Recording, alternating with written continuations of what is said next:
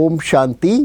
இப்போ நம்ம வந்து நமது முன்னோர்கள், அதாவது அட்வான்ஸ் பார்ட்டி தாதாங்களை பற்றிலாம் சொன்ன சில பேரை பற்றி, இப்போ வந்து நமது முக்கியமான ஒரு அட்வான்ஸ் பார்ட்டியில் போன ரமேஷ் பாய் அவருடைய வாழ்க்கை வரலாறு பார்க்குறான். யக்னத்தில் அவர் செய்த மகத்துவமான சேவைகளையும் பாபா கூட இருந்த அனுபவங்கள்லாம் இப்போ நம்ம ஷேர் பண்ணலாம். ரமேஷ் பாய் அவர்கள் பம்பாய் சேர்ந்தவர். அதாவது இப்போ அது வந்து மும்பாய்ன்னு சொல்கிறாங்க. அங்கே வந்து அவர் வந்து ஃபஸ்ட்டு கிராஜுவேட் படிச்சுட்டு அதுக்கப்புறமா காமர்ஸில், அதுக்கப்புறமா வந்து அவர் லாவும் படிச்சிருக்காரு. அப்புறம் வந்து சார்ட்டர்ட் அக்கௌண்டன்ட் ஆகிட்டு கூடவே வந்து பிஜி கோர்ஸ்லாம் படிச்சிருக்காரு, ஃபிலாசபி இதெல்லாம் படிச்சிருக்காரு. அப்போது அவர் வந்து பக்தியில் நல்ல ஈடுபாடு. ஆனால் எல்லா இதெல்லாம் படிச்சிருந்தால அவருக்கு பக்தியில் வந்து இந்த கீதை அதெல்லாம் படிச்சிருக்காரு. குருக்கள் கூடலாம் போவார்.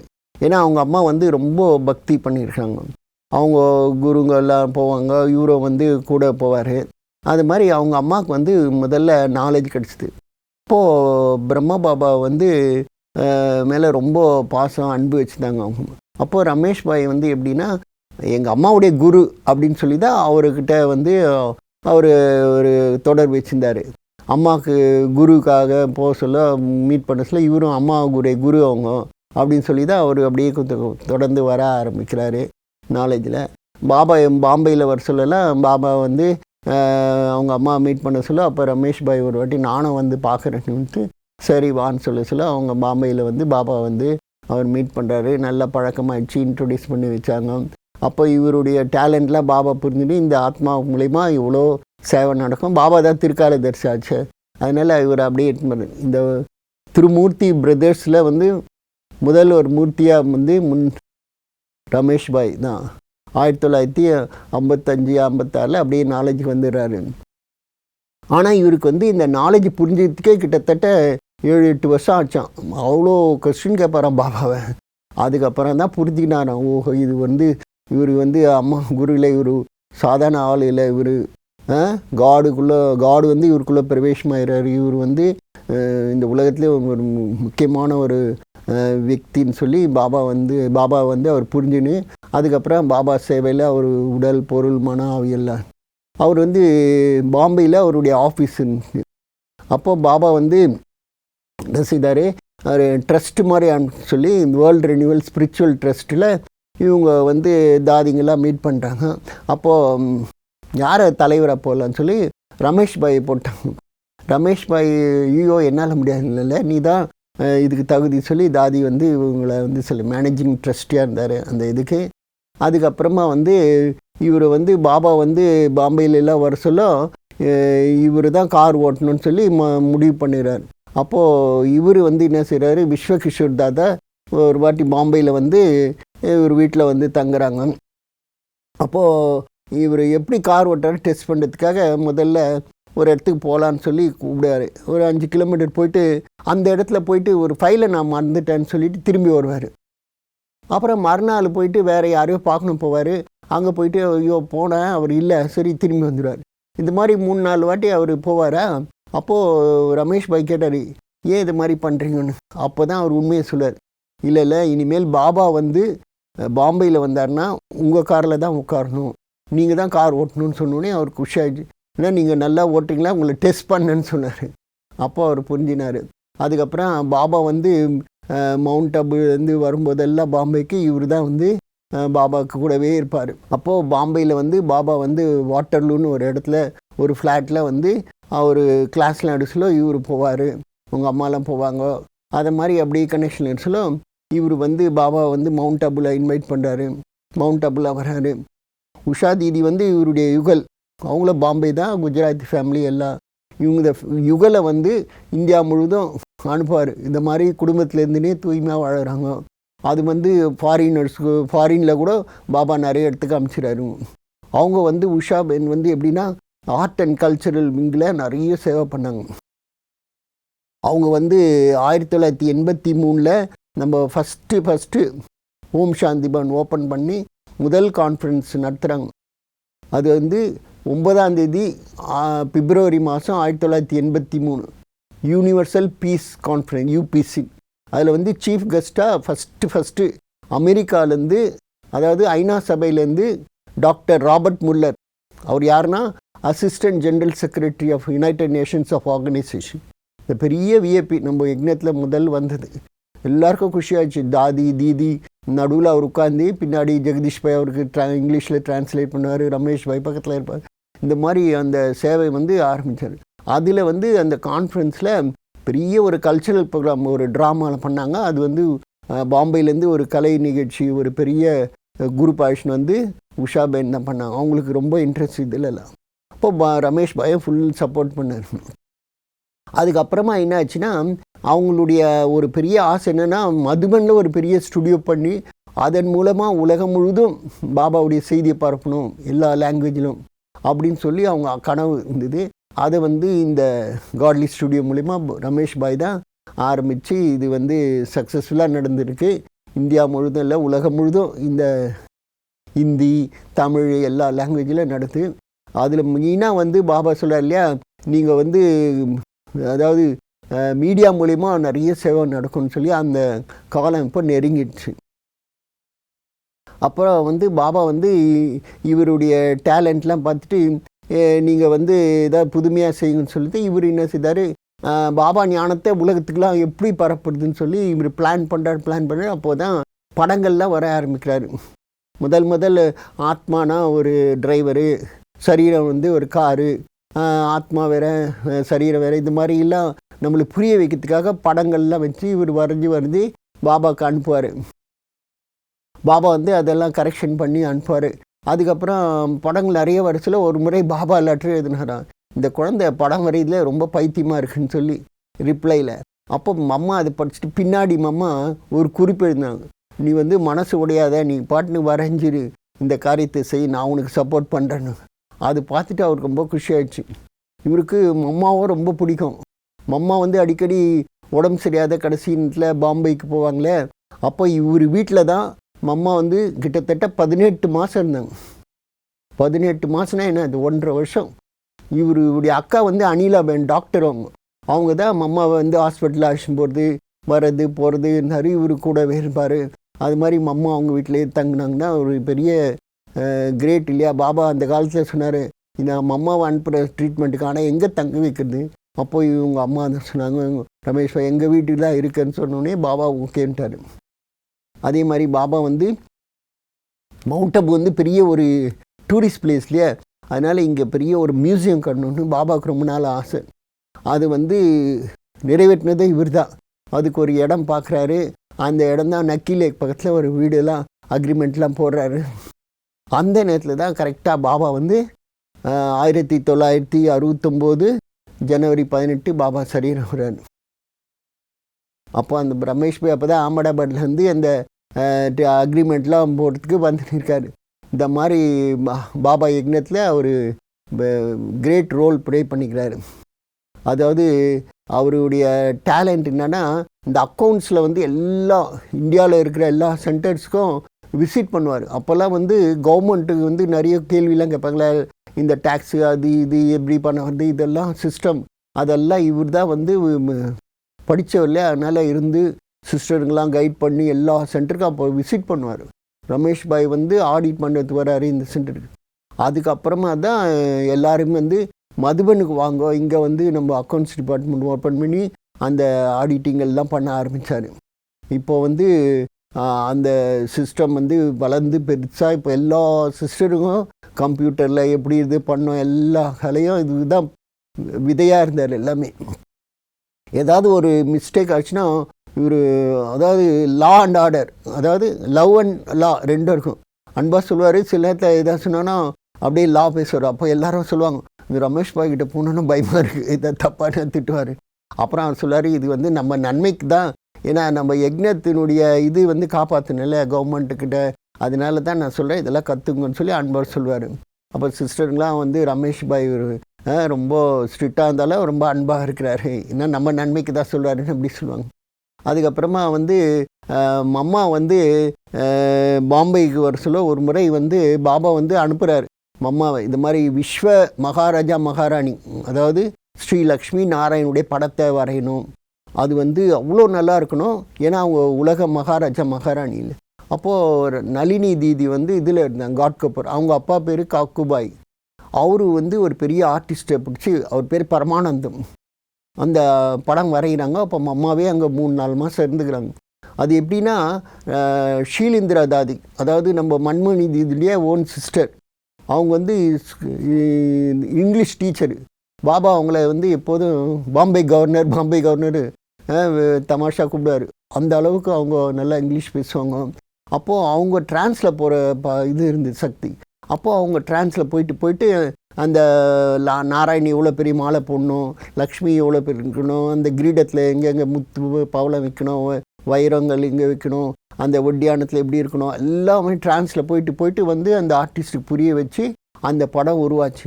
அந்த படம் வந்து உலகம் முழுதும் நம்ம ஃபேமஸ் ஆகிடுச்சு. அதாவது நம்ம யக்ஞத்தில் வந்து லக்ஷ்மி நாராயண் போட்ட மாதிரி உலகத்தில் எங்கேயுமே இருக்காது. இந்த பக்தி படம்லாம் பார்த்தீங்கன்னா கூட நம்ம படம் வந்து எல்லா மியூசியத்துலையும் ஒரே மாதிரி இருக்கும்.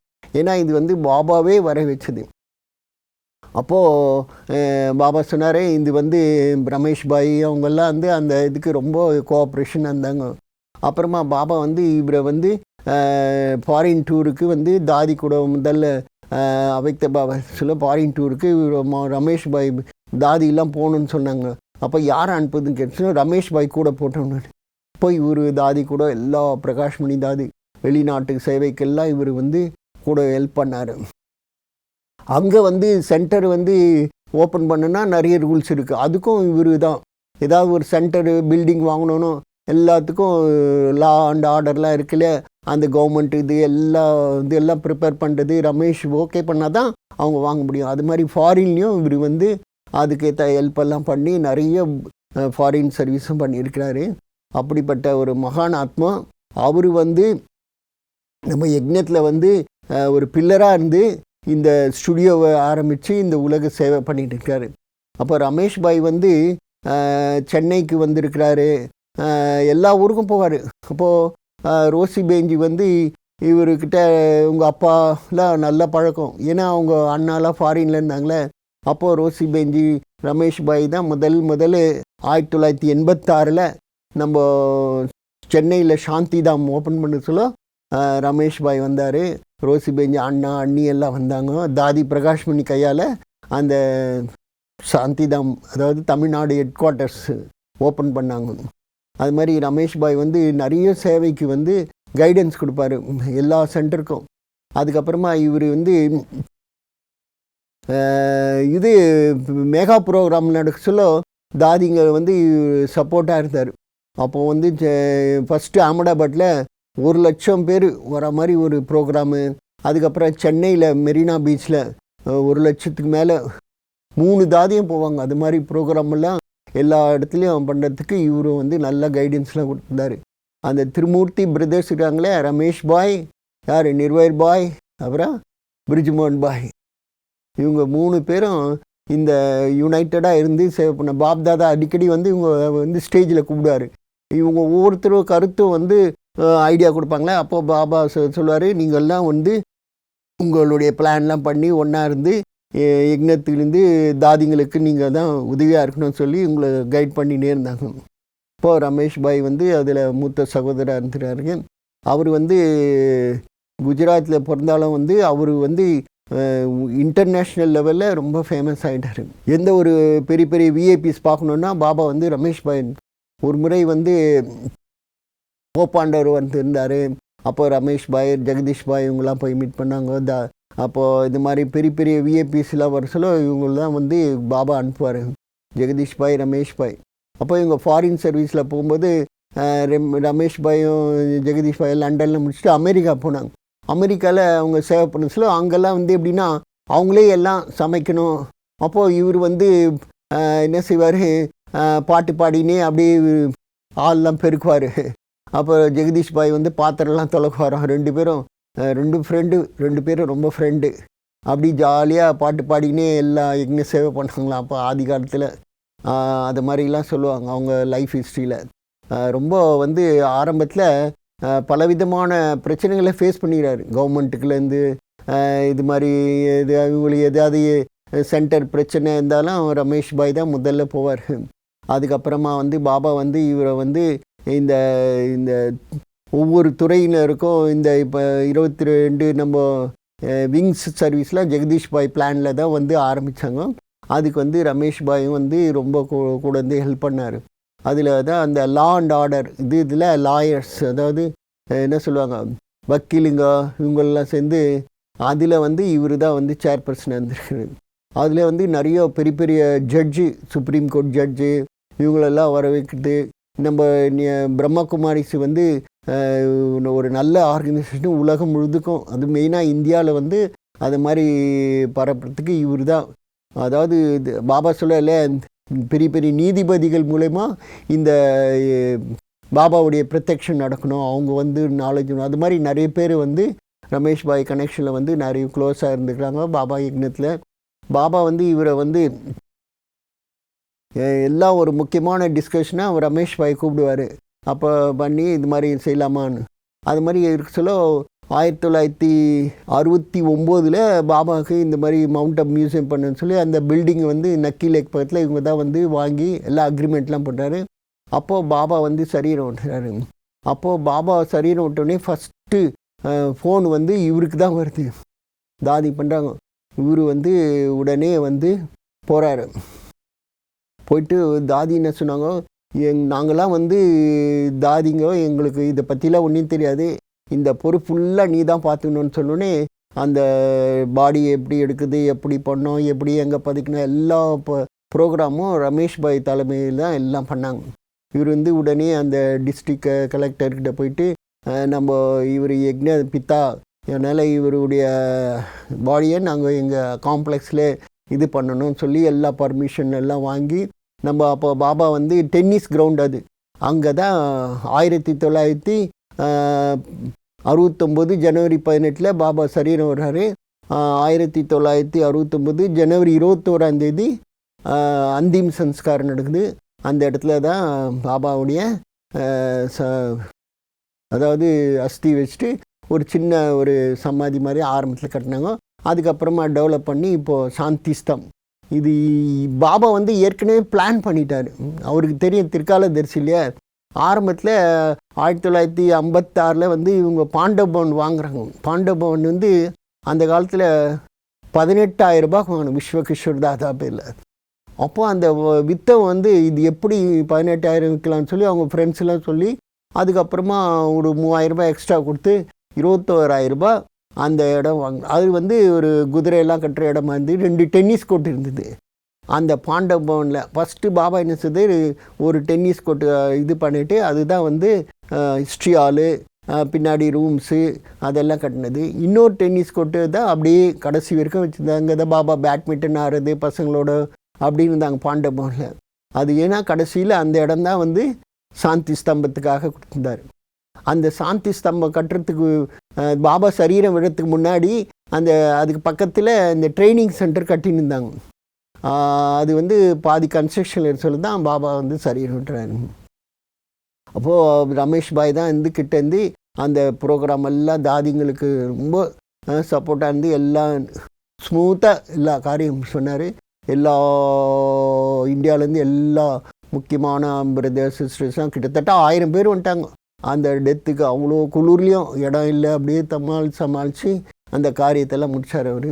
அதுக்கப்புறமா ஃபஸ்ட்டு அவைக்த பாப்தாதா வந்து எப்படிலாம் அந்த யக்னத்தை கண்டினியூ பண்ண சொன்னோன்னே அதை வந்து ரமேஷ் பாய் வந்து தாதிங்களுக்கு கூட இருந்து அதை வந்து அப்படியே கடைப்பிடிச்சாங்க. அது வந்து முதல்ல பாபா வந்து சரி விட்டு எல்லாரும் பயந்துட்டாங்க, என்ன ஆகும் இந்த இன்ஸ்டிடியூஷன். அப்போது பாபாவே வந்து சொல்லார், நான் எங்கேயும் போகல, நான் வந்து இந்த ரூம்லேருந்து அந்த ரூமுக்கு மாறி இருக்கேன், அதாவது ஸ்தூல லோகத்துலேருந்து இப்போ சூட்சும லோகத்தில் இருக்கிறேன், என்ன எப்போ வேணால் நீங்கள் மீட் பண்ணலாம் அப்படின்னு சொன்னோன்னே தான் குழந்தைங்களுக்கெல்லாம் சந்தோஷமாச்சு. அதுக்கப்புறம் பாப்தாதா ப்ரோக்ராம் எல்லாம் வந்து தாதிங்களுக்கு எப்படி அரேஞ்ச் பண்ணோம் எல்லாம் எனி திங் பாபா வந்து தாதிங்க வந்து ரமேஷ் பாய் முதல் கண்டிஷன் பண்ணுவாங்க. அப்புறம் ஜெகதீஷ் பாய் ரமேஷ் பாய் கூப்பிட்டு அதுக்கப்புறம் தான் இவங்கெல்லாம் நிர்வயர் பாய் இவர் பிரிஜுமகள்லாம் வந்தாங்களே, அவங்களாம் இவங்களுக்கு பின்னாடி வந்துங்க. அவங்கள 4 பேர் தான் இந்த யக்னத்தில் இந்த சேவையை அப்படியே வளர்த்தாங்க. அப்படிப்பட்ட மகான் ஆத்மா உலகத்தில் வந்து இன்றைக்கி வேர்ல்டு சர்வீஸ் நடக்கிறதுக்கு ஒரு பெரிய பில்லராக இருக்கிறாரு. யக்னத்தில் வர தடைகள்லாம் வந்து எப்படி ஸ்மூத்தாக முடித்தார். பெரிய பெரிய கவர்மெண்ட்டுடைய சில இதெல்லாம் வந்து டேக்ஸ் நிறைய போட்டுருவாங்க. அப்போ இவர் மெயின் ஆளை போய் பார்த்து அந்த கமிஷனரு போய் பார்த்து இது பேசி இது வந்து யக்னோ இது வந்து காட்லி சர்வீஸு எல்லாம் புரிய வச்சு அதுக்கப்புறம் குறைக்குது. சில இதில் வந்து அவங்க வந்து நம்மளுக்கு இது பண்ணிவிடுவாங்க, வந்து சிம்பிளாக ஆக்கிடுவாங்க. அது மாதிரிலாம் ரமேஷ் பாய் வந்து அட்டென்ஷனோடு இந்த யக்னத்தை வந்து கண்ணும் கருத்துமாக காப்பாற்றினார். அப்படிப்பட்ட மகான் ஆத்மா. அவரை பற்றி சொல்லணுன்னா எவ்வளோ இருக்குது. லாஸ்ட்டில் வந்து மம்மா வந்து இவர் வீட்டில் 18 மாதம் தங்கினாங்க. அவங்களுக்கு உடம்பு சரியில்லை, அப்போது கேன்சரு. அப்போ இவங்க அக்கா வந்து அனிலா டாக்டர், அவங்க தான் கூடவே போவாங்க, மம்மா கூடவே ஹாஸ்பிட்டலுக்கு போகிறது வரதுன்னு. அப்போது கடைசியில் வந்து மம்மாவுக்கு வந்து ரொம்ப சீரியஸ் ஆகிடுச்சு. அப்போது பாபா வந்து மவுண்ட் ஆபுக்கு அவங்கள அனுப்பிச்சிடுங்கன்னு சொன்னோடனே இவர் வந்து மவுண்ட் ஆபு அனுப்புகிறாரு. அப்போது அனுப்பும்போது எப்படி மம்மா உங்களை திரும்பி நான் பார்க்க முடியுமா அப்படின்லாம் கேட்பார். அப்போது ஷீலு தாதி வந்து கோச்சிக்கினாங்க, இது மாதிரிலாம் கேட்கக்கூடாதுன்னு. அவங்க வந்து டிரான்ஸில் போயிட்டு மம்மா வந்து கேட்பாரு, நான் மம்மாவுடைய கடைசியில் டெத்துக்கு போக முடியுமா அப்படின்னு கேட்பேன். இது மாதிரிலாம் கேட்கக்கூடாது. அப்புறம் லாஸ்ட்டில் இவர் போகிறதா இருந்தது, அப்புறம் கேன்சல் ஆகிடுச்சு. அப்புறம் நிர்வைர் பாய் தான் போனார் பாம்பேலேருந்து. அதுக்கப்புறம் மம்மா வந்து வழி அனுப்ப சொல்லும். அப்புறம் மம்மா சரி விட்டு இவர் வந்து கடைசியாக ஃப்ளைட்டை பிடிச்சி அப்புறம் ட்ரெயினை பிடிச்சி லாஸ்ட்டில் நேராக பரியல் கிரவுண்டு போயிட்டு அந்த சந்தனம் இதெல்லாம் வச்சு அவர் மம்மாவுக்கு வந்து அந்திம் சம்ஸ்காரம் பண்ணார். இப்போ மம்மா வந்து இவர் கூட நல்லா தமாஷா பேசுவாராம். எனக்கு வந்து அம்மா பிடிக்குமா அப்பா பிடிக்குமா கேட்டால் நான் அம்மா தான் பிடிக்கும்னு சொல்லுவேன், குழந்த மாதிரி. மம்மா சிரிப்பாங்களாம். அது மாதிரிலாம் க்ளோஸாக இருந்துருக்கார் அவங்க யக்னத்தில். அவங்க ஃபேமிலியில் எல்லாருமே பாபா மம்மா மேலே அவ்வளோ ரெஸ்பெக்ட் இருந்தது. அவர் வந்து எல்லா வகையிலும் அவரால் முடிஞ்ச சேவை பண்ணார். அப்படி பண்ணிவிட்டு இந்த ஸ்டுடியோ மூலிமா இப்போது சேவை நடந்துனே இருக்குது. அதுக்கப்புறம் 2014 அவர் வந்து இந்த ஸ்டுடியோ ஆரம்பித்தார். 2017 28 ஜனவரி அவர் வந்து தன்னுடைய பூத உடல், அதாவது பழைய உடல் விட்டு அட்வான்ஸ் பார்ட்டியில் போயிட்டு இப்போது அட்வான்ஸ் பார்ட்டியில் குப்தமாக சேவை நடந்துன்னு இருக்குது. அப்படிப்பட்ட மகான் ஆத்மா நமது ரமேஷ் பாய். ஓம் சாந்தி.